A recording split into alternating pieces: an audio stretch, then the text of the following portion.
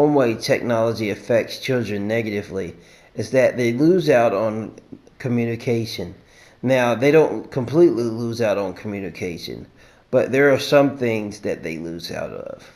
One thing that they use so much in communication nowadays is cell phones. Now, mainly used to be cell phones would just, communicate verbally. But now they have where they can text, email, things like that. And they use it excessively, which it becomes a problem because if they use it so much, then they lose out on physical communication.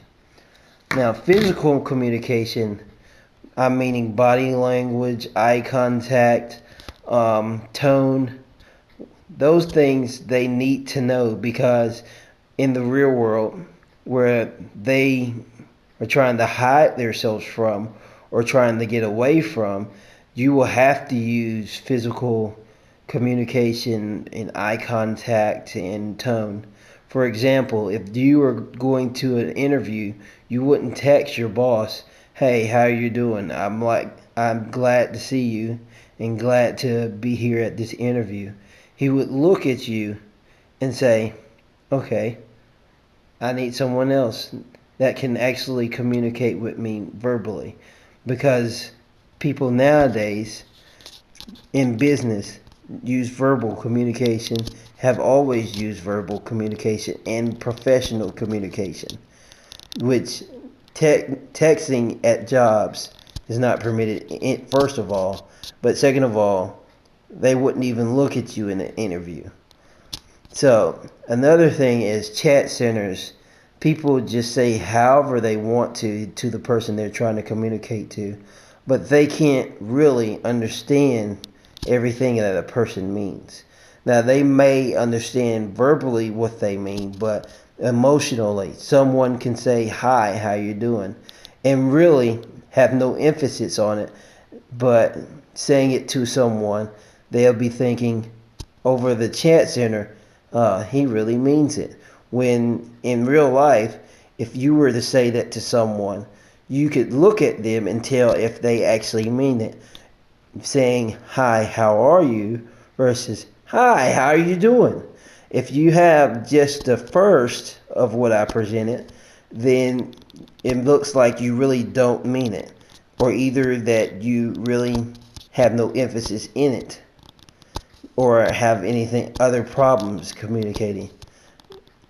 Versus the second one, where you could have the smile showing that you're glad to be here and glad to see someone, and in that form of communication, they would know everything about your body language, your tone, and how you're presenting yourself in the communication.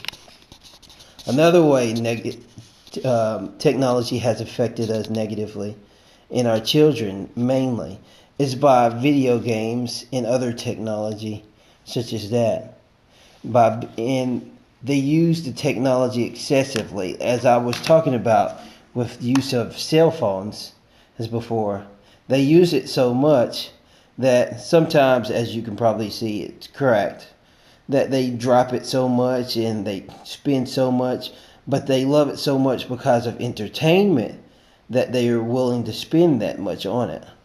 So most of the time that what happens is they break the phone, which is probably like $200 at the time, and say, "Hey, I want a brand new phone, the same one I got, which has no cracks at all." And at the time, it's what they want, but later on, they don't really want it. And then they get something new or get something different. For instance, I have video games that I play all the time, especially when I was younger. This is called Fable 3. I'd play this for at least 6 hours a day, and I would be playing every day that I could, or at least 5 days a week. Now, even while I was 12, I was playing at least 4 hours a day, 5 days a week. And using me as an example, I went out and said, "Hey, want to entertain myself, and I'm using technology excessively as well, and showing you that children today are not the only ones that are being affected by this, but this is one of the biggest causes in their lives. They also, using this example that I just showed you, look at their parents and seeing how they live their lives. Using parents, they watch the parents, see how the parents act, and mimic most of the time what the parents act and do. So we have to be careful of how we're treating our children. We have to watch and limit their use of technology. We have to make sure they don't just communicate over the internet and chat centers, and go to certain events and go see their friends and go to the mall and hang out or something, besides just sitting there over a screen texting or talking on the computer screen.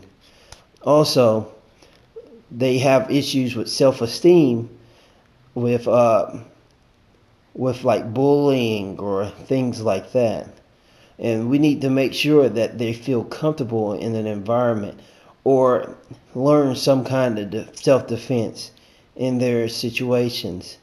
They have to have more confidence in themselves, because people who use technology, first of all, are either less have less self-esteem or become more aggressive, which is another problem with technology being today, that they pretty much have become more greedy or more wanting than before, and they want it instantly.